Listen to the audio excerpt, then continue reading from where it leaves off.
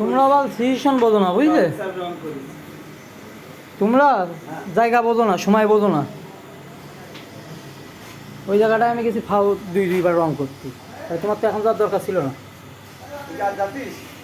আমার যা বলে না তো।